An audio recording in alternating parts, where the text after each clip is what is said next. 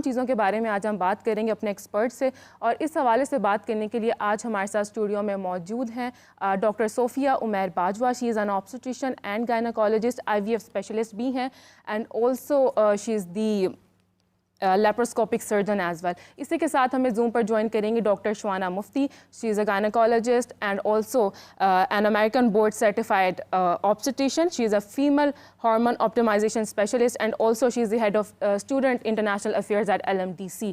बहुत ही दो प्यारी प्यारी डॉक्टर्स ने आज हमें ज्वाइन किया है, इनसे बात करेंगे। लेकिन इससे पहले मैं आपको ये बताती चलूँ कि हमारे ब्यूटी सेगमेंट में हमें ज्वाइन करेंगी एक बार फिर से Zainab Azlan Mansoor. She is a beauty expert and entrepreneur. इसी के साथ हमारे हेल्थ सेगमेंट में हमें ज्वाइन करेंगे fitness trainer Uzair Atiq, and lastly हमारे हॉरोस्कोप सेगमेंट में हमें ज्वाइन करने वाले हैं सईद अली ज़ंजानी साहब। तो चलिए प्रोग्राम का बाकायदा आगाज़ करते हैं। डॉक्टर सोफिया, बात करें अगर ख़वातीन की कि 35 साल की उम्र के बाद क्या ख़वातीन माँ बन सकती हैं, तो क्या जवाब है आपका? और शादी की एग्जैक्ट एज क्या होनी चाहिए, यानी कि करेक्ट एज क्या है शादी की? देखें, एक औरत की एज प्रेगनेंसी के लिए और बच्चा पैदा करने के लिए अहम होती है। तो 25 इयर्स एक आइडियल एज है एक औरत की शादी की। लेकिन अगर आप मेरे से इस सवाल का जवाब हाँ या ना में पूछें तो इस सवाल का जवाब होगा कि हाँ, 35 साल की एज की ख़वातीन प्रेगनेंसी प्लान कर सकती हैं और हेल्दी बच्चे पैदा कर सकती हैं, मतलब कंसीव कर सकती हैं। हाँ जी।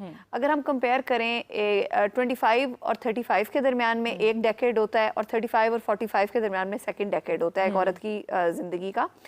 तो 35 और से 45 के दरमियान में एक औरत के बच्चा पैदा करने की सलाहियत 25 और 35 के दरमियान के मुकाबले में तो मुतासिर होती है, रिलेटिवली थोड़ी कम होती है। लेकिन इस एज ग्रुप की ख़वातीन रूटीन में हम लोग देखते हैं कि वो प्रेगनेंसी प्लान भी करती हैं और हेल्दी बच्चों को जन्म भी देती हैं। मतलब कॉम्प्लिकेशंस तो आती हैं, लेकिन ख़वातीन जो हैं वो कंसीव कर सकती हैं।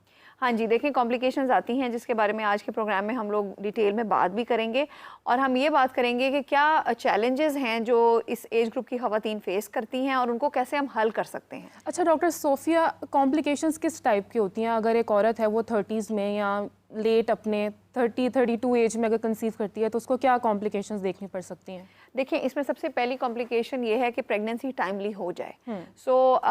मैं ये कहना चाहूँगी कि अगर एक औरत की शादी 35 के बाद है, देखिए हम सब ख़वातीन ना अपनी एज को लेके हम लोग कॉन्शियस होते हैं, ठीक है। हम बड़ी अच्छी तरह समझ रहे होते हैं कि हमारी ये एज है और हमें क्या करना चाहिए।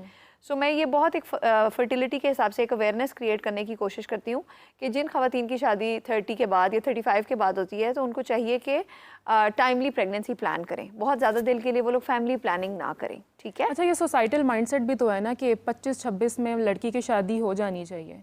हाँ जी, देखें, एक सोसाइटल माइंडसेट तो है राबिया, लेकिन हमेशा ये प्रैक्टिकली होता नहीं है। जैसे कि आपने बताया कि WHO की रिसर्च है कि बहुत सारी एक मेजर प्रोपोर्शन है ख़वातीन का जिनकी शादी 25 और 35 के दरमियान में नहीं होती और बहुत सारी ख़वातीन हैं जिनकी एज 35 से ज़्यादा है। अब कुछ करियर रीजंस होती हैं, आजकल ख़वातीन बहुत करियर प्रॉब्लम्स भी होती हैं। हाँ जी, बहुत सारी ख़वातीन हैं जो अकेली होली सोली खुद से अपनी पेरेंटल साइड को सपोर्ट कर रही हैं, या वो करियर में इतनी बिजी हैं, या फॉर सम रीज़न कहीं रिश्ता हुआ नहीं। आपको पता है हमारे सोशली इश्यूज कितने हैं। एक ideal, this world is not ideal honestly. तो इधर जो परफेक्ट होता है वो नहीं होता। बहुत सारी ख़वातीन हैं जिनकी शादी 30 या 35 के बाद होती है। तो इन ख़वातीन के लिए सबसे अहम बात ये होगी कि ये ख़वातीन अगर तो इनको कोई मंथली साइकिल्स में कोई इशू है, कोई प्रॉब्लम है, तो मुझे ये है कि वो टाइमली इसको एड्रेस किया जाए, रादर देन कि वो साल हर साल इंतज़ार करते जाएं और इसमें ना उनका बड़ा प्रेशियस उम्र का जो पीरियड है वो गुजर जाएगा।